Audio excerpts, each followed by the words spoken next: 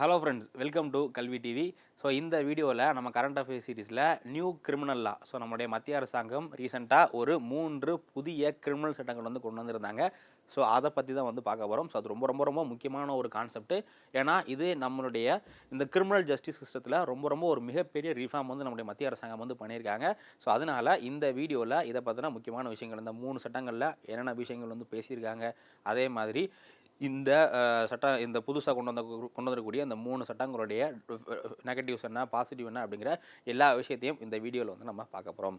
So first இந்தியாவில் பார்த்தீங்க அப்படின்னா, நம்ம பிரிட்டிஷ் காலத்தில் கொண்டு வந்த இந்த கிரிமினல் சட்டத்தை தான் நம்ம வந்து ஃபாலோ பண்ணிகிட்டு இருக்கோம். ஸோ மொத்தம் 3 கிரிமினல் சட்டம் வந்து நம்ம அந்த இந்தியாவுடைய அந்த கிரிமினல் ஜுடிஷியனில் வந்து மொத்தம் 3 சட்டங்கள் வந்து நம்ம ஃபாலோ பண்ணுவோம். ஸோ ஒன்று என்ன அப்படின்னா ஐபிசி, இந்தியன் பீனல் கோடு, அதேமாரி வந்து சிஆர்சிபி அப்படிங்கிற ஒரு சட்டம் வந்து ஃபாலோ பண்ணுவோம். அதுக்கப்புறமா எவிடன்ஸ் ஆக்ட். இந்த 3 சட்டமே பார்த்தீங்க அப்படின்னா 1700, 1860, 70, 80 இந்த காலகட்டத்தில் பிரிட்டிஷ் கொண்டு வரப்பட்ட ஒரு முக்கியமான சட்டம் தான் என்ன அப்படின்னா இந்த சட்டம். ஸோ பிரிட்டிஷ் வந்து எப்போ கிட்டத்தட்ட ஒரு 150-200 ஆண்டுகளுக்கு முன்னாடி கொண்டு வரப்பட்ட ஒரு சட்டத்தை நம்ம இன்னும் வந்து ஃபாலோ பண்ணிக்கிட்டு இருக்கோம். ஸோ இப்போ வந்து கரண்ட்டில் பார்த்தீங்க அப்படின்னா நிறைய விஷயங்கள் வந்து மாறிடுச்சு. ஸோ கிரைமோடைய இதே வந்து அப்போல்லாம் வந்து டிஜிட்டல் அப்படிங்கிற ஒரு விஷயமே வந்து இருக்காது. ஆனால் இப்போ என்ன, நம்ம வந்து டிஜிட்டல் நிறைய கிரைம்ஸ் வந்து நடக்க ஆரம்பிச்சிருச்சு. ஸோ அப்போக்கும் இப்போக்கும் உள்ள சொசைட்டி நிறைய விஷயங்கள்லாம் மாறிடுச்சு. அதே மாதிரி டெக்னாலஜியும் வந்து நிறைய அட்வான்ஸ்டாக மாறிடுச்சு. ஸோ அப்போது அதே மாதிரி பிரிட்டிஷ் நமக்கு சட்டம்லாம் போட்டதுக்கான நோக்கம் என்ன அப்படின்னா இந்தியர்களை அடக்குமுறை பண்ணணும் அப்படிங்கிற அந்த ஒரே நோக்கத்தில் தான் வந்து சட்டங்கள்லாம் வந்து போட்டு வந்திருப்பாங்க. ஸோ அப்போது இந்த சட்டத்தில் மாற்றம் கொண்டு வரணும் அப்படிங்கிறதுக்காக 2023 நம்முடைய மத்திய அரசாங்கம் என்ன பண்ணிட்டாங்க அப்படின்னா இந்த 3 கிரிமினல் சட்டங்களையும் வந்து கொண்டு வந்துட்டாங்க. ஸோ இப்போ மறுபடியும் இந்த நம்மளுடைய மோடி 3.0 அரசாங்கம் வந்து 3வது முறையாக ஆட்சி பிடிச்சிருந்தாங்க இல்லையா. ஸோ இப்போது 3வது முறையாக ஆட்சி பிடிச்சி முதல்ல பண்ண விஷயம் என்ன அப்படின்னா இந்த புதிய கிரிமினல் சட்டத்தை வந்து நடைமுறைக்கு கொண்டு வந்தது. ஸோ இந்த புதிய கிரிமினல் சட்டம் வந்து எப்போ இருந்து நடைமுறைக்கு வந்துச்சு அப்படின்னு பார்த்தீங்கன்னா ஜூலை 1, ஸோ 2024 ஜூலை 1ஆம் தேதியிலிருந்து இந்த 3 புதிய கிரிமினல் சட்டங்கள் வந்து நடைமுறைக்கு வந்துடுச்சு. ஸோ இதில் அந்த 3 சட்டங்களோட பேர் வந்து கொஞ்சம் ஹிந்தி வார்த்தை தான். ஏன்னா அது வந்து ஹிந்தி வார்த்தை தான் வந்து வச்சிருக்காங்க. அதனால் பேர் வந்து கொஞ்சம் நல்லா வந்து மனப்பாடம் பண்ணிங்க. ஸோ முதல் சட்டம் வந்து பார்த்திங்க அப்படின்னா பாரதிய நியாய சன்ஹிதா. என்னது பாரதிய நியாய சன்ஹிதா அப்படிங்கிறது வந்து முதல் சட்டம். அடுத்து பாரதிய நகரிக சுரக்ஷா சன்ஹிதா, பாரதிய நகரிக சுரக்ஷா சாக்ஷியா. ஸோ அதுக்கடுத்து பாரக்ஷிய சாக்ஷிய அதிநயம் அப்படிங்கிற இந்த 3 சட்டங்கள் வந்து கொண்டு வந்தாங்க. இது 3மே பார்த்திங்க அப்படின்னா சான்ஸ்கிரிட் வார்த்தை. ஸோ இதுக்காகவே நிறைய பேர் வந்து எதிர்ப்பு தெரிவித்தாங்க. ஏன்னா இது வந்து ஒரு சான்ஸ்கிரிட் டேமாக இருக்குது, மித்த மாநிலங்களுக்குலாம் புரியாத மாதிரி இருக்குது. ஸோ முன்னாடிலாம் பார்த்திங்க அப்படின்னா இங்கிலீஷில் தான் வந்து பேர் வைப்பாங்க. ஆனால் இப்போ மத்திய அரசாங்கம் என்ன பண்ண ஆரம்பிச்சிட்டாங்க அப்படின்னா எல்லா சட்டங்களுக்கும் இந்த மாதிரியான சான்ஸ்கிரிட்டில் பேர் வந்து வைக்க ஆரம்பிச்சிட்டாங்க. ஸோ இது வந்து நிறையா பொலிட்டிக்கல் பார்ட்டி வந்து எதுக்குறாங்க. ஸோ அப்போது இந்த 3 சட்டமும் எதுக்காக அப்படின்னா நம்ம ஃபாலோ பண்ணிக்கிட்டு இருந்தால் அந்த பழைய கிரிமினல் சட்டங்களில் நீக்கிட்டு. ஏன்னா பழைய கிரிமினல் சட்டங்களில் நிறைய விஷயங்கள் வந்து தேவைப்படாத விஷயங்கள் இருக்கும். ஏன்னா அப்போது 1850கள் 1900களில் எந்த விஷயம் வந்து குற்றமாக இருந்துச்சோ அது வந்து இந்த விஷயத்தில் இருக்காது. அந்த குற்றம் வந்து காண வந்து போயிருக்கு. இந்த மாதிரி எக்கச்சக்கமான விஷயங்கள் வந்து பார்த்திங்க அப்படின்னா 1860க்கும் இப்போயும் நிறைய விஷயங்கள் வந்து மாறிடுச்சு. ஸோ அப்போது அதுக்கு ஏற்ற மாதிரி அப்டேட் பண்ணணும் அப்படிங்கிறதுக்காக நான் ஒரு 3 சட்டம் சொன்னேன் இல்லையா, ஐபிசி, சிஆர்பிசி, எவிடன்ஸ் ஆக்ட். இந்த 3 ஆக்டை ரீப்ளேஸ் பண்ணிவிட்டு இப்போ நான் புதுசாக அந்த சொன்னால் அந்த 3 சான்ஸ்கிரிட் வார்த்தையில் உள்ள ஆக்ட்ஸ் வந்து கொண்டு வந்து இருக்காங்க. ஸோ இதுக்கு பேர் தான் என்னன்னா அந்த நியூ கிரிமினல் லா அப்படிங்கிற இந்த விஷயம். ஸோ இந்த கொஸ்டினும் நம்ம வந்து எக்ஸாமில் எதிர்பார்க்கப்படலாம். ஓகேவா. ஸோ இந்த கிரிமினல் லாவை பொறுத்தவரை முதல்ல இருக்கக்கூடிய சட்டம் என்ன அப்படின்னா பாரதிய நியாய சன்ஹிதா. ஸோ பாரதிய நியாய சன்ஹிதா 2023. ஸோ இந்த சட்டம் வந்து என்ன தான் நடைமுறைக்கு வந்தது 2024 இருந்தாலும் இந்த சட்டம் வந்து எப்போ கொண்டு வந்தாங்க அப்படின்னா 2023 2023 என்ன பண்ணிட்டாங்க இந்த சட்டம் 2023 இந்த சட்டம் வந்து கொண்டு வந்துட்டாங்க. ஓகேங்களா. ஸோ ஃபர்ஸ்ட் சட்டம் என்ன, பாரதிய நியாய சன்ஹிதா அப்படிங்கிற இந்த சட்டம். ஸோ இந்த பாரதிய நியாய சன்ஹிதா அப்படிங்கிற இந்த சட்டம் வந்து எந்த பழைய சட்டத்தை ரீப்ளேஸ் பண்ணுறதுக்காக கொண்டு வரப்பட்டது அப்படின்னா Indian penal code. So IPC அப்படிங்கிற ஒரு சட்டம் இருக்கு இல்லையா, இந்தியன் பீனல் கோட் அப்படிங்கிற ஒரு சட்டம் இருக்குது. ஸோ இந்த இந்தியன் பீனல் கோடில் தான் வந்து நீங்கள் என்னென்ன குற்றம் பண்ணீங்க அப்படின்னா அந்த குற்றத்துக்கு என்ன தண்டனை அப்படிங்கிறத இந்த ஐபிசியில் தான் மென்ஷன் பண்ணியிருப்பாங்க. நம்ம பார்த்துருப்போம் ஐபிசி 307, ஐபிசி 420 இந்த மாதிரியான இதெல்லாம் வந்து நம்ம படங்களை கூட கேள்விப்பட்டிருப்போம் இல்லையா. ஸோ இந்த ஐபிசியில் தான் வந்து என்ன பண்ணியிருப்பாங்க, நீங்கள் ஒரு தப்பு பண்ணுறீங்க அப்படின்னா அந்த தப்புக்கு எத்தனை ஆண்டுகள் தண்டனை, எத்தனை ஆண்டுகள் வந்து ஜெயில் தண்டனை, எவ்வளோ வந்து ஃபைன் கட்டணும் அப்படிங்கிற மாதிரி எந்த தப்புக்கு எந்த தண்டனை அப்படிங்கிறத இந்த ஐபிசியில் தான் வந்து கொண்டு வந்திருப்பாங்க, பேசியிருப்பாங்க. ஸோ அப்போது 1860 கொண்டு வரப்பட்ட இந்த இந்தியன் பீனல் கோட் இருக்கு இல்லையா. ஸோ இந்த இந்தியன் பீனல் கோடை ரீப்ளேஸ் பண்ணுறதுக்காக கொண்டு வரப்பட்டதான் என்னன்னா இந்த பாரதிய நியாய சன்ஹிதா அப்படிங்கிற இந்த சட்டம். ஸோ இதில் முக்கியமான செக்ஷன்ஸ் என்ன அப்படின்னா இப்போ கரண்ட்டில் பார்த்தீங்க அப்படின்னா இந்த இந்த ஆக்டில் வந்து மொத்தம் 356 செக்ஷன் வந்து இருந்துச்சு. ஸோ இதுக்கு முன்னாடி வந்து 511 செக்ஷன் இந்த ஐபிசியில் இதுக்கு முன்னாடி வந்து மொத்தம் 511 செக்ஷன் வந்து இருந்துச்சு. ஸோ அதை ரீப்ளேஸ் பண்ணிவிட்டு இப்போது 356 செக்ஷன் வந்து கொண்டு வந்திருக்காங்க. ஸோ அதில் எந்தெந்த விஷயங்கள்லாம் தேவையில்லையோ அந்த மாதிரி நிறையா விஷயங்களை வந்து தூக்கிட்டாங்க. அதே மாதிரி வந்து கிட்டத்தட்ட அதாவது ஒரு 175 செக்ஷன் வந்து தூக்கிட்டாங்க. இதில் புதுசாக ஒரு 8 செக்ஷன் ஆட் பண்ணியிருக்காங்க. இதில் இப்போ கரண்ட்டில் புதுசாக மட்டும் இப்போ நம்மளுடைய எமர்ஜிங் என்னென்ன கிரைம்ஸ்லாம் வந்து எமர்ஜ் ஆகிட்டு இருக்கோ அதை பேஸ் பண்ணி புதுசாக ஒரு 8 சட்டம் மட்டும் புதுசாக கொண்டு வந்துட்டு ஒரு 175 தேவையில்லாத பிரிட்டிஷ் காலத்தில் கொண்டு வரப்பட்ட சட்டத்தை தூக்கிட்டாங்க. ஓகேவா? ஸோ இதுதான் வந்து இதோடைய முக்கியமான விஷயம். ஸோ இந்த பாரதிய நியாய சன்ஹிதாவை பொறுத்தவரை இதில் மெயினாக எதை பற்றி பேசியிருக்காங்க அப்படின்னா செடிஷன் அப்படிங்கிற ஒரு குற்றத்தை பற்றி பேசியிருக்காங்க. செடிஷன் அப்படின்னா என்ன? தேச துரோகம் அப்படிங்கிற மாதிரி சொல்லும் இல்லையா? ஸோ இந்த தேச துரோகம் அப்படிங்கிறது ஐபிசி 124 அப்படிங்கிற விஷயத்தில் வந்து இதுவுமே வந்து பிரிட்டிஷ் காலத்தில் கொண்டு வரப்பட்டது. ஸோ இந்த செடிஷன் அப்படிங்கிறது பிரிட்டிஷ் எதுக்காக கொண்டு வராங்க அப்படின்னா நம்மளுடைய இந்திய சுதந்திர போராட்டத்தில் நிறையா சுதந்திர போராட்ட வீரர்கள் என்ன பண்ணுறாங்க? பிரிட்டிஷ் எதிர்த்து வந்து கேள்வி கேட்குறாங்க. பிரிட்டிஷ் ஒரு பாலிசி போட்டுச்சு அப்படின்னா அந்த பாலிசி வந்து எதுக்குறாங்க இல்லையா? ஸோ யாரெல்லாம் வந்து அவங்க அந்த பிரிட்டிஷோடைய பாலிசி எதுக்குறாங்களோ, பிரிட்டிஷ்க்கு எதிராக பேசுகிறாங்களோ அவங்க எல்லாமே வந்து தேச துரோகி அப்படிங்கிற ஒரு முத்திரை குத்துறதுக்காக பிரிட்டிஷார் கொண்டு வந்தப்படுற சட்டம் தான் என்னன்னா இந்த செடிஷன் ஆக்ட். ஓகேங்களா? ஸோ தேச துரோக சட்டம் இது வந்து ஐபிசியில் 124 அப்படிங்கிற செக்ஷனில் வந்து இருந்துச்சு. ஸோ அந்த செடிஷன் ஆக்டில் இதில் ஒரு முக்கியமான மாற்றம் வந்து கொண்டு வந்திருக்காங்க. ஓகேங்களா? ஸோ அந்த செடிஷன் ஆக்டில் செடிஷன்னா என்ன, தேச துரோகம்னா என்ன அப்படிங்கிறதுக்கான அந்த டெஃபனிஷனை மாற்றிருக்காங்க. ஓகேங்களா? ஸோ அதுக்கான டெஃபனிஷன் இந்த ஆக்டில் என்ன கொடுத்துருக்காங்க அப்படின்னா exiting or attempting to exit secession arm rebellion or subversive activity. So இதில் வந்து பார்த்திங்க அப்படின்னா பிரிவினையை உண்டுபடுத்துறதோ இல்லை ஆயுதமேந்தி கிளர்ச்சி பண்ணுறதோ அல்லது நாசகார நடவடிக்கையில் நீங்கள் ஈடுபடுறீங்க அப்படின்னா நீங்கள் வந்து தேச துரோகி. ஸோ எதாவது நீங்கள் வந்து பிரிவினை இந்தியாவை பிரிக்கிறதுக்காக பிரிவினை வந்து உண்டு பண்ணுறீங்க, அதே மாதிரி ஆயுதம் ஏந்தி வந்து நீங்கள் கிளர்ச்சி பண்ணுறீங்க. இப்போ வந்து இந்தியாவில் அந்த நக்சல்ஸ்லாம் பண்ணிட்டு இருக்காங்க. அந்த மாதிரி ஆயுதம் ஏந்தி வந்து கிளர்ச்சி பண்ணாலும் சரி இல்லை ஏதாச்சும் ஒரு டெரரிசம் ஆக்டிவிட்டி மாதிரி நாசகார வேலை மாதிரி பண்ணுறீங்க அப்படின்னா நீங்கள் தேச துரோகி. ஸோ உங்களை என்ன பண்ணலாம்? இந்த செடிஷன் ஆக்ட் கைது வந்து பண்ணலாம் அப்படிங்கிற மாதிரி வந்து சொல்கிறாங்க.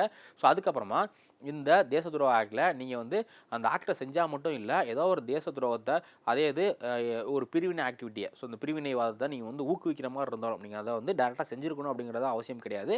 நீங்கள் அந்த பிரிவினைவாதத்தை ஊக்குவிக்கிற மாதிரி எது பண்ணாலும் என்ன பண்ணிடுவாங்க அப்படின்னு பார்த்தீங்கன்னா உங்களை இந்த பதவியிலேருந்து இந்த செடிஷன் ஆக்ட் மூலிமா இது வந்து பண்ணிடுவாங்க. ஓகேங்களா? ஸோ அதுவும் இல்லாமல் மொத்தம் 3 டெஃபினேஷன் கொடுத்துருக்காங்க. ஃபஸ்ட்டு வந்து நான் சொன்னால அது. ஸோ ரெண்டாவது வந்து நீங்கள் பிரிவினைவாதத்தை தூண்டுற மாதிரி நீங்கள் செய்ய மாட்டீங்க, பட் இன்னொரு நபரை வந்து அந்த பிரிவினைவாதத்தை பண்ண வைக்கிற மாதிரி தூண்டுறீங்க அப்படின்னா அதுக்கும் வந்து உங்களை இது பண்ணுவாங்க. அதே மாதிரி இந்தியாவுடைய இறையாண்மை, இந்தியாவுடைய சாவர்னிட்டி இருக்கு இல்லையா, இந்தியாவுடைய இறையாண்மையை அஃபெக்ட் பண்ணுற மாதிரி நீங்கள் என்ன விஷயம் பண்ணாலும் உங்களை இந்த செடிஷன் அப்படிங்கிற இந்த சட்டத்துக்கு கீழே அரெஸ்ட் வந்து பண்ணிடுவாங்க. ஓகேவா? ஸோ அது மட்டும் இல்லாமல் இந்த பாரதிய நியாய சன்ஹிதா அந்த ஐபிசி ரீப்ளேஸ் பண்ணப்பட்ட அந்த பாரதிய நியாய சன்ஹிதாவில் ஆர்கனைஸ் டெரரிசம்னா என்ன, ஸோ டெரரிசம்னா என்ன, அதே மாதிரி ஆர்கனைஸ்டு கிரைம்னா என்ன அப்படிங்கிறதையும் வந்து டிஃபைன் பண்ணியிருக்காங்க. ஸோ டெரரிசம் அண்ட் ஆர்கனைஸ்டு கிரைமை பொறுத்தவரை இதுக்கான penalties, so terrorism and organise கிரைம்ஸ்னால் என்ன, இதுக்கான பெனால்ட்டிஸ் எவ்வளோ அப்படிங்கிறதையும் இது பண்ணியிருக்காங்க. ஸோ நீங்கள் நாட்டுக்கு எதிராக இந்தியாவுடைய இறையாண்மைக்கு எதிராக இறையாண்மை வந்து தாக்குற மாதிரி ஏதோ ஒரு விஷயம் பண்ணுறீங்க அப்படின்னா அது வந்து கண்டிப்பாக டெரர் ஆக்டிவிட்டி தான் அப்படிங்கிற மாதிரி வந்து இதில் சொல்லியிருக்காங்க. சில முக்கியமாக செடிஷனை பற்றி, அதுக்கப்புறமா வந்து பார்த்திங்க அப்படின்னா இந்த டெரரிசத்தை பற்றி, தென் கடைசியாக வந்து உமன் பெண்களுக்கு எதிரான குற்றங்கள் இருக்குது இல்லையா, ஸோ பெண்களை ப்ரொடெக்ட் பண்ணுறதுக்கு, ஸோ பெண்களுக்கு எதிரான யாரெல்லாம் குற்றம் பண்ணுறாங்களோ ஸோ அவங்களுக்காகவும் இந்த பாரதிய நியாய சன்ஹிதாவில் புதிய சில விஷயங்கள் வந்து கொண்டு வந்திருக்காங்க. ஸோ முக்கியமாக பார்த்தீங்க அப்படின்னா டெத் பெனால்ட்டி. ஸோ 18 வயசுக்கு கீழே உள்ள பெண்களை, ஸோ 18 வயசுக்கு கீழே உள்ள குழந்தைகளை யார் வந்து கற்பழித்து கொலை பண்ணுறாங்களோ அவங்களுக்கு என்ன பண்ணுறாங்க அப்படின்னா டெத் பெனால்ட்டி. ஸோ அவங்களுக்கு வந்து மரண தண்டனை வந்து கொடுக்குறாங்க. ஓகேங்களா? இது வந்து இதில் கொண்டு வந்திருக்க முக்கியமான விஷயம்.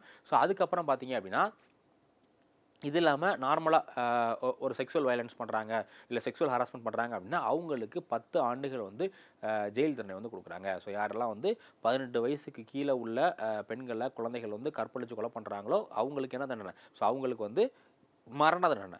அதே இது நார்மலாக கற்பழிக்கிறாங்க அப்படின்னா அவங்களுக்கு 10 ஆண்டுகள் கடுங்காவல் தண்டனை வந்து கொடுக்குறாங்க. அப்போது இந்த பாரதிய நியாய சன்ஹிதாவில் இந்த 3 மெயினான ப்ரொவிஷனை பற்றி சொல்லியிருக்காங்க. இதை பற்றி நீங்கள் எழுதலாம். ஸோ என்னென்னா செடிஷன் பற்றி பேசியிருக்காங்க. ஸோ அதுக்கப்புறம் வந்து இந்த உமன் ப்ரொடெக்ட் பண்ணுறதுக்கு, அதுக்கப்புறமா அந்த டெரரிசம் பற்றின முக்கியமான விஷயங்கள் வந்து இந்த பாரதிய நியாய சன்ஹிதாவில் பேசியிருக்காங்க. ஸோ அடுத்து நம்ம முக்கியமான ஆக்ட் என்ன அப்படின்னா பாரதிய நகரிக சுரக்ஷா சன்ஹிதா. என்னது? பாரதிய நகரிக சுரக்ஷா சன்ஹிதா அப்படிங்கிற இந்த சட்டம். ஸோ இது வந்து எதை ரீப்ளேஸ் பண்ணுது அப்படின்னா சிஆர்பிசி கிரிமினல் ப்ரொசீஜர் கோட். எனது கிரிமினல் ப்ரொசீஜர் கோடை ரீப்ளேஸ் பண்ணுது. ஸோ இந்த கிரிமினல் ப்ரொசீஜர் கோடுக்கும் ஐபிசிக்கும் சிஆர்பிசிக்கும் என்ன டிஃபரன்ஸ் அப்படின்னா, இந்த ஐபிசியில் என்னென்ன குற்றங்களுக்கு என்ன தண்டனை அப்படிங்கிற மாதிரியான விஷயங்கள் வந்து ஐபிசியில் சொல்லியிருப்பாங்க. இந்த சிஆர்பிசியில் என்ன அப்படின்னா, அதுக்கான நடைமுறைகள் என்னென்ன, அந்த ஒரு நபரை வந்து ஒரு குற்றத்தில் அரெஸ்ட் பண்ணோம் அப்படின்னா அதுக்கான அந்த ப்ராசஸ் என்ன அப்படிங்கிற அந்த ப்ரொசீஜர் சொல்கிறதுக்கு பேர் தான் என்ன அப்படின்னா இந்த சிஆர்பிசி அப்படிங்கிறது. ஸோ இந்த சிஆர்பிசியில் என்ன சொல்கிறாங்க அப்படின்னா, இந்த இதில் வந்து மொத்தம் எத்தனை செக்ஷன்ஸ் இருக்குது அப்படின்னு பார்த்தீங்கன்னா கிட்டத்தட்ட 533 செக்ஷன்ஸ் வந்து இருக்குது. ஸோ இதில் 160 செக்ஷன்ஸ் பார்த்திங்க அப்படின்னா மாடிஃபை பண்ணியிருக்காங்க. ஸோ மொத்தம் 533 செக்ஷன்ஸில் 160 செக்ஷன் மாடிஃபை பண்ணியிருக்காங்க. ஸோ இது மட்டும் இல்லாமல் 9 புதிய செக்ஷன்ஸ் வந்து இதில் ஆட் பண்ணியிருக்காங்க. 9 பழைய செக்ஷன் தான் இது பண்ணிட்டாங்க. இந்த சிஆர்பிசியை பொறுத்தவரை இதில் வந்து ப்ரொசீஜராக இருக்கிறதுனால இதில் அந்தளவுக்கு பெரிய மாற்றங்கள் எதுவுமே வந்து பண்ணலை. ஸோ இதில் மெயினாக ஃபஸ்ட்டு என்ன அப்படின்னா எலக்ட்ரானிக் ட்ரையல்ஸ். எலக்ட்ரானிக் ட்ரையல்ஸ் அப்படிங்கிறது என்னென்னு பார்த்தீங்கன்னா, இந்த ஆன்லைன்லேயே வந்து விசாரிக்கிறது, இந்த மாதிரி எலக்ட்ரானிக் மீடியம் மூலியமாக வந்து விசாரிக்கிறாங்க இல்லையா. ஸோ அதுக்கு பேர் தான் என்னென்னா எலக்ட்ரானிக் ட்ரையல்ஸ் அப்படிங்கிறது. ஸோ இதில் என்ன பண்ணுறாங்க அப்படின்னா, allow for trial, enquiry and proceeding இந்த எலக்ட்ரானிக் போர்ட். ஸோ ஆன்லைனில் விசாரிக்கிறதுக்கு இப்போ நார்மலாக கோர்ட் அப்படிங்கிறது ஆஃப்லைனில் தான் செயல்படுது. ஒரு குற்றவாளி இருக்கார் அப்படின்னா அந்த குற்றவாளியை ஆஃப்லைனில் கோர்ட்டுக்கு வந்து கூட்டு போகிறாங்க.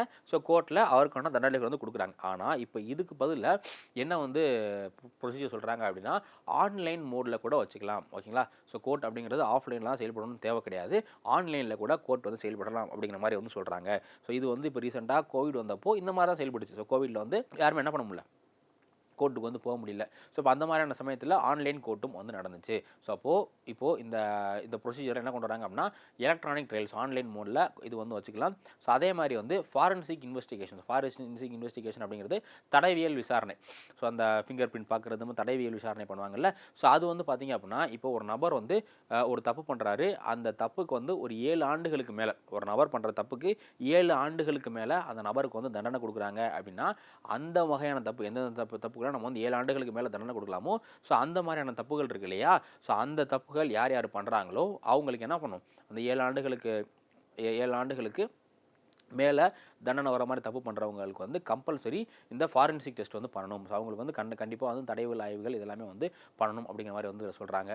ஸோ அடுத்து 3வது பில்லு பாரதிய நகரிக் சுரக்ஷா சங்கீதா அப்படிங்கிற இந்த விஷயம்.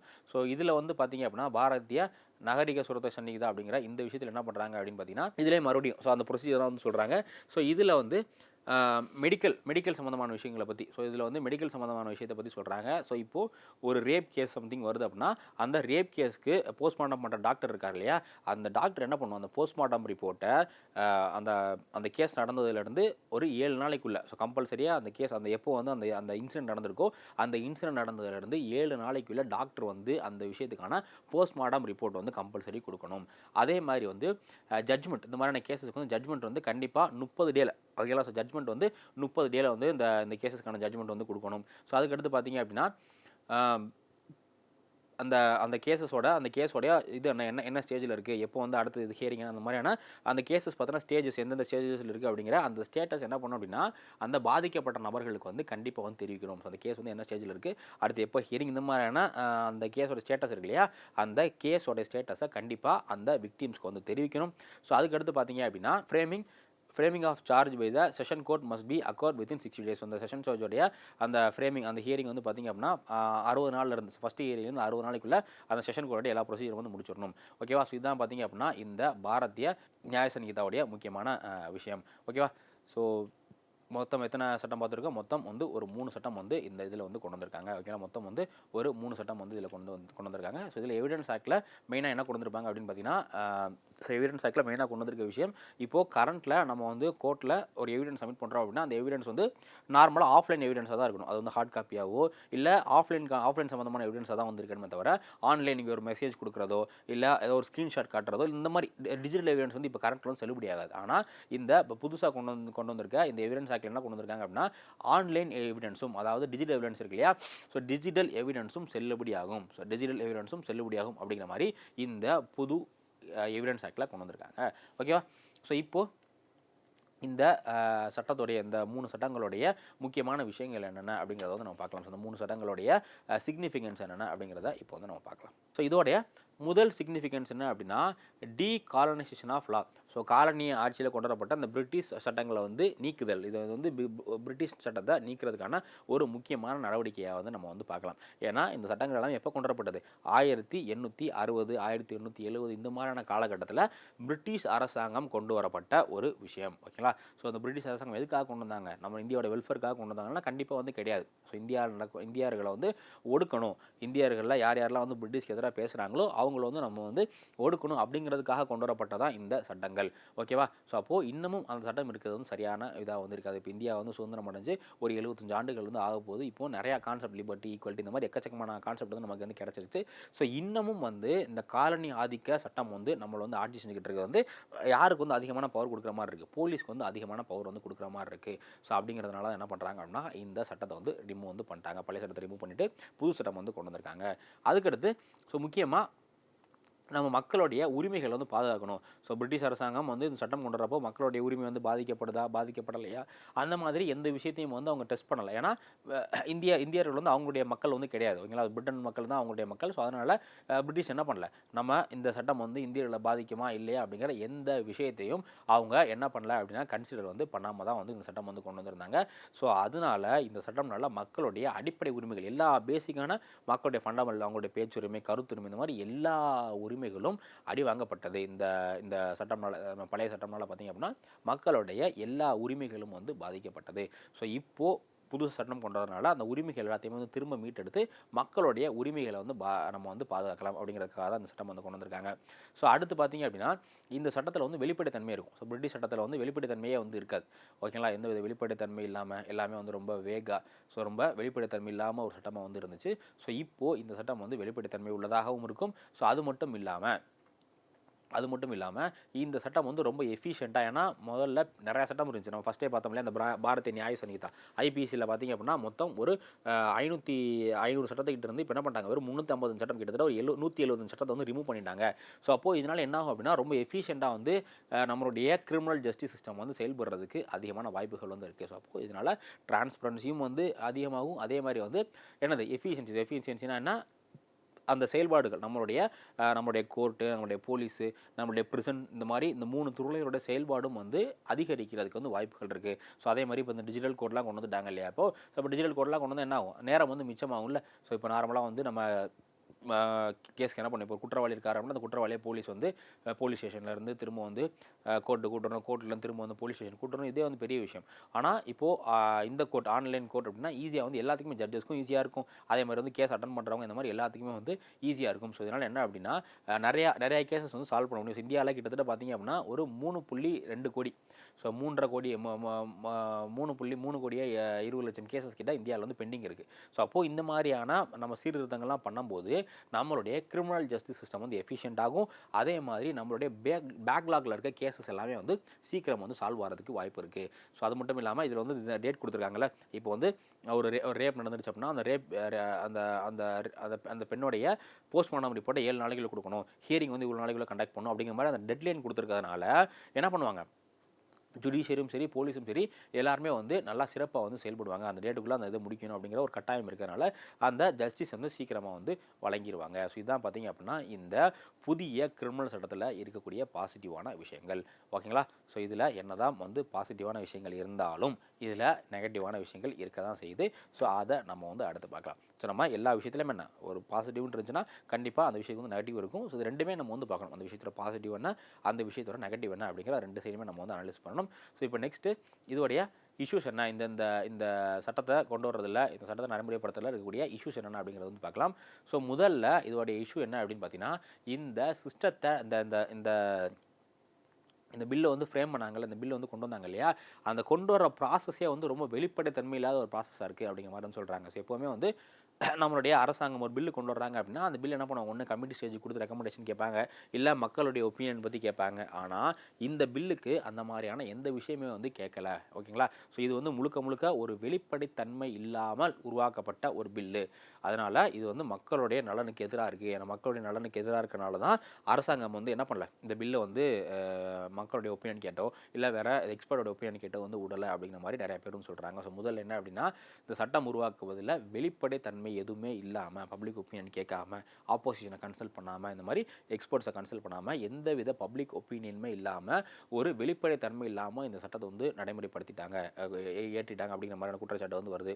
ஸோ அதே மாதிரி இதில் என்னதான் வந்து இந்த பிரிட்டிஷ் இந்த கலோனியல் இதை வந்து நம்ம தூக்கிட்டாலும், இன்னும் நிறையா விஷயங்கள் வந்து அந்த கலோனியல் சம்மந்தமான அந்த பிரிட்டிஷோடைய அந்த அடக்குமுறை சம்மந்தமான விஷயங்கள் வந்து இருக்க தான் செய்யுது. ஸோ அதுக்கு ரொம்ப ஒரு முக்கியமான எக்ஸாம்பிள் என்ன அப்படின்னா செடிஷன், இந்த தேச துரோக குற்றம் இருக்கு இல்லையா. ஸோ இந்த தேச துரோகம் அப்படிங்கிறது பார்த்திங்க அப்படின்னா இன்னமும் இந்த தேச துரோகம் அப்படிங்கிறது நிறைய நாட்டில் வந்து கிடையாது. எந்தெந்தெல்லாம் டெமோக்ரஸி இருக்கோ அந்த டெமோக்ராட்டிக் கண்ட்ரிலலாம் வந்து இந்த செடிஷன் அப்படிங்கிற ஒரு விஷயமே வந்து கிடையாது. செடிஷனுக்கான ஒரு லாவே வந்து கிடையாது. ஆனால் இந்தியாவில் என்ன பண்ணுறாங்க, இன்னும் வந்து இந்த செடிஷன் லா வந்து கொண்டு வர்றாங்க. ஸோ ஒரிஜினலாக அந்த லா எதுக்காக கொண்டு வரப்பட்டது, இந்தியாவுடைய அந்த ஃப்ரீடம் ஃபைட்டர்ஸ் இருக்காங்கல்ல, அவங்கள அடக்குமுறை பண்ணுறதுக்காக பிரிட்டிஷர்ஸ் கொண்டு வந்த ஒரு சட்டம் தான் என்னன்னா அந்த செடிஷன் லா அப்படிங்கிறது. ஸோ இந்த சட்டத்தை தூக்காமல் இதில் இந்த ஆக்டில் என்ன பண்ணுறாங்க, ஒரு சில டெஃபனிஷன் மட்டும் தான் சேஞ்ச் பண்ணியிருக்காங்களே தவிர அந்த சட்டத்துக்கு முன்னாடி என்ன பவர் இருந்துச்சோ, இந்த ஆர்டிகல் 124க்கு என்ன பவர் இருந்துச்சோ அதே பவர் தான் ஆல்மோஸ்ட் வந்து இதுலேயும் வந்து இருக்குது. ஸோ அதனால் என்ன பண்ணல, ஃபுல்லாக வந்து கலோனியலோடைய அந்த எல்லா இதையுமே வந்து தூக்கி எறிஞ்சிட்டு இவங்க புது சட்டம் வந்து மேக் பண்ணல. ஸோ அதில் இருக்க இன்னும் ஒரு சில அடக்குமுறை சம்பந்தமான விஷயங்கள் வந்து இந்த சட்டத்திலையும் வந்து இருக்க தான் செய்யுது. ஓகேவா. ஸோ அடுத்து இதோடைய முக்கியமான இன்னொரு ஒரு இஷ்யூ என்ன அப்படின்னா, ஸோ இதில் வந்து வெறும் அந்த ஜுடிஷியரி சம்மந்தமாக தான், இதில் வந்து வெறும் ஜுடிஷியரி சம்மந்தமாக தான் வந்து ரிஃபார்ம் வந்து பண்ணியிருக்காங்களே தவிர இதில் போலீஸ்லேயோ இல்லை இந்த ப்ரிசன்லேயோ ரிஃபார்ம் வந்து பண்ண கிடையாது. ஸோ போலீஸ்லேயும் சரி ப்ரிசன்லேயும் சரி நிறையா இஷ்யூ வந்து போயிட்டுருக்கு. ஸோ உதாரணமாக போலீஸில் வந்து பார்த்திங்க அப்படின்னா இந்தியாவில் வந்து அதிகமான போலீஸ்க்கான ஷார்ட்டேஜ் வந்து இருக்குது. போலீஸ் பர்சனுக்கான ஷார்ட்டேஜ் ரொம்ப ரொம்ப அதிகமாக இருக்குது. ஸோ அதை எப்படி சால்வ் பண்ணுறது, அதேமாதிரி வந்து போலீஸ் பர்சனுக்கு வந்து ட்ரைனிங் பண்ணுறது, இந்த மாதிரி இப்போ ரீசெண்டாக என்னென்னலாம் கான்டெம்பரரி இஷ்யூ போலீஸ்லேயும் சரி இந்த ப்ரிசன்லேயும் சரி என்னென்னலாம் கான்டெம்பரரி இஷ்யூவோ அந்த இஷ்யூவை எதையுமே என்ன பண்ணது கிடையாது அப்படின்னா இந்த சட்டம் வந்து இது பண்ணது கிடையாது. ஸோ அதுவும் இல்லாமல் இந்த சட்டம் வந்து எப்படி தான் இருக்காங்க, ஆக்சுவலாக ஒரு சட்டத்துடைய நோக்கம் என்ன, அந்த மனிதனை சீர்திருத்தணும் அப்படிங்கிறதான நோக்கம். அந்த மனிதனை வந்து சீர்திருத்தணும், அந்த மனிதனை அடுத்து இதே மாதிரி தவறுகள் வந்து பண்ண விடாமல் வைக்கணும் அப்படிங்கிறது தான் ஒரு சட்டத்துடைய நோக்கமாக வந்து இருக்குது. ஓகேங்களா. ஸோ அப்போது இந்த சட்டத்துடைய நோக்கம் வந்து அந்த மாதிரி இல்லாமல் இது வந்து ரிஃபார்மேட்டிவ் அப்படிங்கிற அந்த கான்செப்ட்லேயே வந்து இல்லை. இது வந்து ரிஃபார்மேட்டிவ் அப்படிங்கிற அந்த கான்செப்ட்லேயே இல்லாமல் மாதிரி மக்களை வந்து தண்டிக்கிறத மட்டும்தான் அந்த சட்டம் வந்து நோக்கமாக இருக்குது. ஸோ ஆக்சுவலாக ஒரிஜினலாக ஒரு நீதித்துறை இருக்குது, ஒரு கிரிமினல் ஜஸ்டிஸ் சிஸ்டம் இருக்குது அப்படின்னா அதோடைய முதன்மையான நோக்கம் என்ன இருக்கணும், மக்களை வந்து சீர்திருத்தம் பண்ணணும், அவன் வந்து ரிஃபார்ம் பண்ணணும். அவன் வந்து குற்றமே பண்ணிட்டாலும் அவனை அடுத்து குற்றம் பண்ண விடாமல் இருக்கிறதுக்கு அவனை ரிஃபார்ம் பண்ணணும் அப்படிங்கிறதா வந்து இந்த ஜஸ்டிஸ் சிஸ்டத்தோட நோக்கமாக இருக்கணும். ஆனால் இப்போ இந்த கரண்ட் சட்டத்தில் என்ன கொண்டு வந்திருக்காங்க அப்படின்னா முழுக்க மக்களை தண்டிக்கணும் அப்படிங்கிற அந்த ஒரு நோக்கத்தில் மட்டும்தான் வந்து இது வந்து கொண்டு வந்திருக்காங்க. ஸோ அது மட்டும் இல்லாமல் இதோட இன்னொரு முக்கியமான சேலஞ்ச் என்ன அப்படின்னா இதோடைய அந்த டெஃபனிஷன்ஸ் இருக்கு இல்லையா, அந்த வார்த்தைகள் எல்லாமே ரொம்ப நிறையா வார்த்தைகள் வந்து ரொம்ப வேகம் இருக்குது. இப்போ அந்த செடிஷன்னா என்ன அப்படிங்கிறத ப்ராப்பராகவே வந்து டிஃபைன் பண்ணல. அதே மாதிரி இன்னும் சில வார்த்தைகள்லாம் பார்த்திங்க அப்படின்னா அது என்ன அப்படிங்கிறதே வந்து ஒரு லீகல் எக்ஸ்பர்ட்ஸ்க்கே வந்து அந்த வார்த்தைகளுக்கு அர்த்தம் தெரியாத மாதிரி ரொம்ப டிஃபிகல்ட்டான வார்த்தைகள் வந்து அதிகமாக வந்து பயன்படுத்தியிருக்காங்க. ஸோ அப்போது இது வந்து லீகல் எக்ஸ்பர்ட்ஸ்க்கே வந்து இந்த விஷயங்கள்லாம் வந்து கஷ்டமாக இருந்துச்சு அப்படின்னா நம்மள மாதிரியான காமன் மேன் வந்து எப்படி இந்த விஷயத்தை வந்து இது பண்ணுவாங்க. ஸோ அப்போது இதெல்லாம் தான் பார்த்திங்க அப்படின்னா இந்த சட்டத்தில் இருக்கக்கூடிய முக்கியமான ட்ராபேக்ஸ். ஓகேங்களா.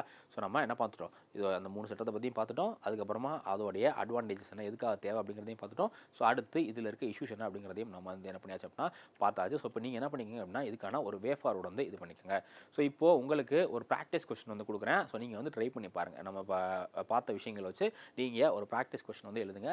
ஸோ இதை பற்றி நம்ம முடிஞ்சால் வேறு ஒரு கிளாஸில் டிஸ்கஸ் பண்ணலாம். ஸோ கொஸ்டின் வந்து பாருங்கள், examine the criticism surrounding the recent criminal justice system reform in India. So இந்தியாவின் சமீபத்திய குற்றவியல் நீதி அமைப்பு சீர்திருத்தங்களை சுற்றியுள்ள விமர்சனங்களை ஆராய்க அப்படிங்கிற மாதிரி கேட்டிருக்காங்க. ஸோ அப்போது இந்த கொஷினில் நீங்கள் அதிகமாக என்ன பண்ணணும் அப்படின்னா இந்த சட்டங்களில் இருக்க ட்ராபேக்ஸ் என்னென்ன, இந்த இப்போ நம்ம பார்த்துருக்க 3 குற்றவியல் சட்டங்கள் இருக்கக்கூடிய ட்ராபேக்ஸ் என்னென்ன அப்படிங்கிற அதை பேஸ் பண்ணி தான் நீங்கள் வந்து இந்த கொஷின் வந்து எழுதணும். ஸோ இது வந்து ட்ரை பண்ணி பாருங்கள். ஸோ நீங்கள் மெயின்ஸ் எழுதுறீங்க, டிஎன்பிஎஸ்சி குரூப் 1 மெயின்ஸாக இருக்கட்டும் இல்லை குரூப் 2 மெயின்ஸ் எழுதுறீங்க அப்படின்னா கண்டிப்பாக ஆன்சர் ரைட்டிங் அப்படிங்கிறது ரொம்ப முக்கியம். ஸோ அதனால் ஆன்சர் வந்து ப்ராக்டிஸ் பண்ணி பாருங்கள். ஸோ நம்ம டிஸ்கஸ் பண்ண ஆல்ரெடி ஆல்மோஸ்ட் எல்லாமே டிஸ்கஸ் பண்ணுறோம். இன்னும் வந்து சொல்யூஷன் வே ஃபார்வர்ட் மட்டும் தான் டிஸ்கஸ் பண்ணல. ஸோ அதை நீங்கள் வந்து பார்த்துங்க, வே ஃபார்வர்ட் என்னென்ன பண்ணலாம், இதை வந்து சரிப்படுத்துறதுக்கு என்னென்ன பண்ணலாம், இந்த சட்டத்தை வந்து ப்ராப்பராக நடைமுறைப்படுத்துறதுக்கு என்னென்ன பண்ணலாம் அப்படிங்கிறத நீங்கள் வந்து பார்த்துக்கங்க. ஸோ இப்போது நம்ம இந்த இதில் டிஸ்கஸ் பண்ண விஷயத்தை வச்சு இந்த ஆன்சர் வந்து ட்ரை பண்ணி பாருங்கள். ஸோ முடிஞ்ச அப்படின்னா உங்களுடைய ஃப்ரெண்ட்ஸு யாராச்சும் வந்து எவாலுவேட்டர் இருந்தாங்கன்னா அவங்களை கொடுத்து இதுக்கான சஜஷன்ஸையும் கேளுங்க. ஸோ முடிஞ்ச அப்படின்னா இன்னொரு கிளாஸில் இதுக்கான ஆன்சர் எப்படி இருக்கும், எப்படி எழுதணும் அப்படிங்கிறத டிஸ்கஸ் பண்ணலாம். ஸோ ஒரு ஆன்சர் எழுதுறீங்க அப்படின்னா ஃபஸ்ட் எப்போவுமே அதுக்கான டெஃபனிஷன் வந்து இன்ட்ரோடக்ஷன் வந்து எழுதணும். நீங்கள் எந்த எக்ஸாமாக இருந்தாலும் சரி, அந்த கொஷின் வந்து 10 மார்க் கொஷினாக இருந்தாலும் சரி, 50 மார்க் கொஷினாக இருந்தாலும் சரி, கம்பல்சரி என்ன பண்ணணும் அப்படின்னா நீங்கள் வந்து இன்ட்ரோடக்ஷன் கண்டிப்பாக வந்து எழுதணும். ஸோ இன்ட்ரோடக்ஷன் எழுதுனதுக்கப்புறமா நீங்கள் வந்து பாடி பார்ட் எழுதணும். ஸோ பாடி பார்ட்டை பொறுத்தவரை அந்த கொஷினில் எத்தனை பார்ட் இருக்குது அப்படிங்கிறத பொறுத்து நீங்கள் என்ன பண்ணணும், first body part, second body part, இல்லை பெரிய கொஷின் ஆனிச்சு மொத்தம் 3 பார்ட்டை வந்து பிரிக்கலாம். சின்ன கொஷின் 10 மார்க் கொஷின்னா மேக்ஸிமம் வந்து பாடி பார்ட்டில் 2 வர மாதிரி தான் வந்து கொஷின் கேட்பாங்க. இதே இது உங்களுக்கு வந்து ஒரு 15 மார்க் கொஷின் இருக்குது அப்படின்னா 15 மார்க் கொஷினில் உங்களுக்கு ஒரு 3 சப்ஹெட்டிங் வர மாதிரியோ, ஒரு 3 பாடி வர மாதிரியோ, இல்லை ஒரு 4 டைமென்ஷன் இருக்க மாதிரியோ வந்து கொஷின்ஸ் கேட்பாங்க. ஸோ அப்போது எத்தனை பாடி பார்ட்ஸ் கொடுத்துருக்காங்க அப்படிங்கிறதுக்கு நீங்கள் வந்து எழுதணும். அடுத்து கடைசியாக நீங்கள் எழுதும்போது ஒரு கன்க்ளூஷன். ஸோ கன்க்ளூஷன் எப்போவுமே இந்த மாதிரியான கிரிட்டிசிசம் கொஷின் இருக்கு இல்லையா, அந்த கிரிட்டிசிசம் கொஷின்ஸ்க்குலாம் நீங்கள் கன்க்ளூஷன் வந்து ஒரு வே ஃபார்வர்டாக என்ன தான் வந்து இதில் இருந்தாலும் இது இந்த மாதிரிலாம் பண்ணோம் அப்படின்னா நம்ம வந்து இன்னும் இதை வந்து நல்லா வந்து இம்ப்ளிமெண்ட் பண்ணலாம் அப்படிங்கிற மாதிரி ஒரு வே ஃபார்வர்டாக ஒரு பாசிட்டிவ் நோட் கொடுக்குற மாதிரி நீங்கள் வந்து ஆன்சர் எழுதணும். ஓகேவா? ஸோ எல்லாரும் வந்து இந்த கொஷினுக்கு வந்து ஆன்சர் ட்ரை பண்ணி பாருங்கள். இனி வரக்கூடிய டாப்பிக்கு ஒவ்வொரு கொஷினும் முடியும் போது நான் உங்களுக்கு வந்து ஒரு ப்ராக்டிஸ்க்கான கொஷின் வந்து கொடுக்குறேன். சரியா? ஸோ இப்போது இந்த டாப்பிக்கான சம்மந்தமாக ஒரு ரிவிஷன் வந்து பார்த்துக்கலாம். ஸோ இப்போது ஜூலை 1ஆம் தேதியிலிருந்து 2024 ஜூலை 1ஆம் தேதியிலிருந்து நம்மளுடைய மத்திய அரசாங்கம் என்ன பண்ணியிருக்காங்க, புதிய 3 கிரிமினல் சட்டத்தை வந்து கொண்டு வந்திருக்காங்க. அந்த சட்டத்தோட பேர் என்ன, பாரதிய நியாய சன்ஹிதா, பாரதிய நகரிக சுரக்ஷா சன்ஹிதா, பாரதிய சாக்ஷ அதிநியாயம் அப்படிங்கிற இந்த 3 சட்டம் வந்து இது பண்ணியிருக்காங்க. ஸோ இந்த 3 சட்டம் வந்து எந்தெந்த சட்டத்தை ரீப்ளேஸ் பண்ணுது அப்படின்னா நம்மளுடைய ஐபிசி, சிஆர்பிசி, அதுக்கப்புறமா எவிடன்ஸ் ஆக்ட் அப்படிங்கிற இந்த 3 சட்டத்தை வந்து ரீப்ளேஸ் பண்ணுது. ஸோ இதில் இந்த பாரதிய நியாய சன்ஹிதாவில் என்ன பண்ணியிருக்காங்க அப்படின்னா முக்கியமாக வந்து ஐபிசி ரீப்ளேஸ் பண்ணிவிட்டு அதில் உள்ள குற்றங்கள் என்னென்ன இருக்கோ அதை பற்றி புதுசாக என்னென்ன குற்றங்கள் ஆட் பண்ணுறது இந்த மாதிரியான விஷயங்கள் சம்மந்தமாக இதில் வந்து இது பண்ணியிருக்காங்க. So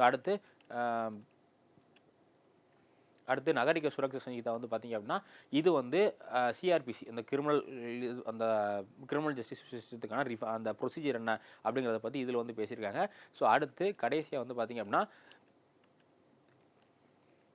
so Bharatiya சாக்ஷிய அதிநியாயம் அப்படிங்கிறதுனா evidence act என்னென்னலாம் எவிடன்ஸ். இப்போ ரீசெண்டாக என்ன பண்ணியிருக்காங்க, டிஜிட்டல் எவிடன்ஸை வந்து கோர்ட்டில் வந்து ஏற்றுக்கலாம் அப்படிங்கிற மாதிரி வந்து கொண்டு வந்திருக்காங்க. ஓகேவா? ஸோ அப்புறம் இதோடைய சிக்னிஃபிகன்ஸ் என்ன, இந்த சட்டத்தோடைய சிக்னிஃபிகன்ஸ் என்ன அப்படிங்கிற மாதிரி வந்து பார்த்துருந்தோம். ஸோ இந்த சட்டம் வந்து மெயினாக என்ன பண்ணுது அப்படின்னு பார்த்தீங்கன்னா கலோனியல் பிரிட்டிஷ் காலத்தில் கொண்டு வந்தப்பட்ட சட்டத்தை நீக்கிறதுக்கு இந்த விஷயம் வந்து ரொம்ப ரொம்ப முக்கியத்துவமாக இருக்குது. ஸோ அதுக்கப்புறமா நம்ம மக்களுடைய உரிமைகள், ஸோ சிட்டிசனுடைய ரைட்ஸ் வந்து ப்ரொடெக்ட் பண்ணுறதுக்கு இந்த சட்டம் வந்து ஹெல்ப்ஃபுல்லாக இருக்குது. ஸோ அடுத்து இந்த கிரிமினல் ஜஸ்டிஸ் சிஸ்டத்தில் டிரான்ஸ்பரன்சி, ஸோ கிரிமினல் ஜஸ்டிஸ் சிஸ்டத்தில் டிரான்ஸ்பரன்சியை ப்ரொமோட் பண்ணுறதுக்கும் இந்த சட்டம் வந்து வழிவகுது. அதுக்கப்புறமா எஃபிஷியன்சி, இந்த கிரிமினல் ஜஸ்டிஸ் சிஸ்டம் வந்து ரொம்ப ஃபாஸ்ட்டாக இயங்குறதுக்காக நம்மளுடைய கிரிமினல் ஜஸ்டிஸ் சிஸ்டம் அப்படிங்கிறது ஃபாஸ்ட்டாக இயங்குறதுக்கு இந்த சட்டம் வந்து வழிவகுது. தென் கடைசியாக பார்த்தீங்க அப்படின்னா மக்களுக்கு நீதி வந்து வேகமாக கிடைக்கிறதுக்கும் இந்த சட்டம் வந்து ஹெல்ப்ஃபுல்லாக இருக்குது. ஸோ இது எல்லாமே என்ன, இந்த சட்டத்துடைய முக்கியமான பாசிட்டிவ். ஸோ அடுத்து இந்த சட்டத்துடைய இஷ்யூஸில் என்னென்ன பார்த்தோம் அப்படின்னு பார்த்தீங்கன்னா இந்த சட்டம் வந்து கொண்டு வந்ததே வந்து ஒரு ப்ராப்பரான முறையில் வந்து கொண்டு வரல. ஸோ கொண்டு வந்ததே வந்து ஒரு வெளிப்படைத்தன்மை இல்லாமல் வந்து இந்த சட்டம் வந்து கொண்டு வந்துட்டாங்க அப்படிங்கிற மாதிரி வந்து ஒரு இஷ்யூ வந்து வருது. ஏன் அப்படின்னா நம்மளுடைய மத்திய அரசாங்கம் என்ன பண்ணல, இந்த சட்டம் வந்து கொண்டு வர்றப்போ யார்கிட்டையும் பெர்மிஷன் வந்து யார்கிட்டையும் வந்து ஒப்பீனியன் வந்து பெருசாக கேட்கல. ஸோ சிட்டிசன்ஸ் கிட்டையோ இல்லை எக்ஸ்பர்ட்ஸ் கிட்டையோ இல்லை அப்போசிஷன் கிட்டையோ இல்லை பார்லிமெண்டரி கமிட்டிக்கிட்டேயோ ஒப்பீனியன் வந்து கேட்காம சட்டம் வந்து கொண்டு வந்துட்டாங்க. அதே மாதிரி வந்து பார்த்திங்க அப்படின்னா இந்த குடிமகன்கள் இருக்காங்களா, குடிமகன்கள் மீதான சந்தேகத்தை வந்து சட்டம் வந்து அதிகப்படுத்துது. குடிமகன்களுடைய சந்தேகத்தை இந்த சட்டம் வந்து அதிகப்படுத்துது. ஸோ அதுக்கப்புறமா வந்து போலீஸ்லேயும் சரி, அது இல்லாமல் நம்மளுடைய ப்ரிசன்லேயும் சரி இன்னும் அதிகமான நிறையா இஷ்யூஸ் வந்து இருக்குது. ஸோ அந்த இஷ்யூஸை சால்வ் பண்ணுறதுக்கு வெறும் ஜுடிஷியரியை மட்டும்தான் இந்த சட்டம் வந்து ஃபோக்கஸ் பண்ணியிருக்கே தவிர போலீஸையோ இல்லை ப்ரிசனையோ இந்த சட்டம் வந்து ஃபோக்கஸ் வந்து பண்ணலை. தென் கடைசியாக இந்த சட்டத்தில் கொடுத்துருக்க நிறைய டெஃபனிஷன் பார்த்திங்க அப்படின்னா ரொம்ப வேகாக வந்து டெஃபனிஷன் வந்து கொடுத்துருக்காங்க. சரிங்களா? ஸோ இதுதான் வந்து பார்த்திங்க அப்படின்னா இந்த சட்டத்துடைய முக்கியமான ட்ராபேக்ஸு. ஸோ இதுக்கு ஒரு கொஷின் வந்து கொடுத்துருந்தேன், அந்த கொஷின் வந்து பார்த்துக்கோங்க. அந்த கொஷினுக்கு வந்து முடிஞ்சால் நம்ம டிஸ்கஸ் பண்ணதை பற்றி ஆன்சர் வந்து எழுதுங்க. ஓகேங்களா? அந்த கொஷின் என்ன, examine the criticism surrounding the recent criminal justice system in India.